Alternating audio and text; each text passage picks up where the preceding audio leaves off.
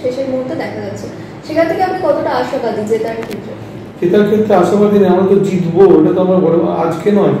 আপনারা তো মিডিয়ার মাধ্যমে সব চ্যানেলে দেখাচ্ছেন যে আরামবাগ লোকসভা বিজেপি লোকসভা, তো সেখানে আজকে যে ভোট হয়েছে সাধারণ মানুষ ভোট দিতে পেরেছে। তৃণমূল কংগ্রেসের মুখ কালো হয়ে গেছে, এখন দেখুন না তৃণমূল কংগ্রেসের কালকে অনেক নেতা দীঘা বেড়াতে চলে গেছে, আজকের পর থেকে দেখুন কোথায় থাকে না।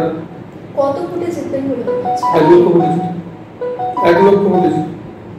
আরামবাগ লোকসভার 7টা বিধানসভার মধ্যে একটা বিধানসভায় ভোটের যে পার্সেন্টেজ অনেকটা কম, তো এই বিষয়ে কি বলবেন? হরিপাল বিধানসভার ভোটের পার্সেন্টেজ কম, এই কারণেই কম ওখানে যে তৃণমূল কংগ্রেসের যে একজন মন্ত্রী আছে এবং তার স্ত্রী, তারা স্বামী স্ত্রী মিলে ওখানটাকে বাপত্তি সম্পত্তি মনে করেছে।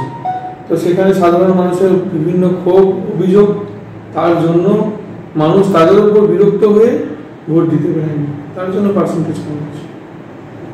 ধন্যবাদ। আমাদের যে কন্ট্রোল রুম জেলা অফিসে, কন্ট্রোল রুমের সমস্ত ব্যবস্থা ঠিক করে গোঘাটের বেশ কিছু বুথে, আরামবাগের বেশ কিছু বুথে গেছি এবং সেখান থেকে বেরিয়ে এসে কন্ট্রোল রুমের সঙ্গে মেনলি যে যোগাযোগ, সেই যোগাযোগ ব্যবস্থা থেকে শুরু করে যাবতীয় পুরো ভোটের পরিকল্পনা যা যা যেমনভাবে করার দরকার সেইভাবে সারাদিন থাকবে।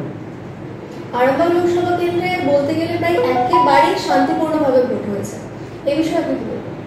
আমি নির্বাচন কমিশনার, কেন্দ্রীয় নির্বাচন কমিশনারকে ধন্যবাদ জ্ঞাপন করব।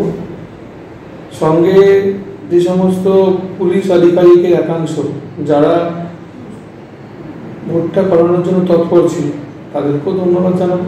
যে সমস্ত সরকারি অফিসাররা যারা পোলিং আপনার প্রিজাইডিং অফিসার যারা ছিল, বাকি যারা কাজ করেছে তাদেরও অনেকাংশই ভালো কাজ করেছে, তাদেরও ধন্যবাদ জ্ঞাপন করবো যে সাধারণ মানুষ নিজের ভোটটা নিজে দিতে পেরেছে।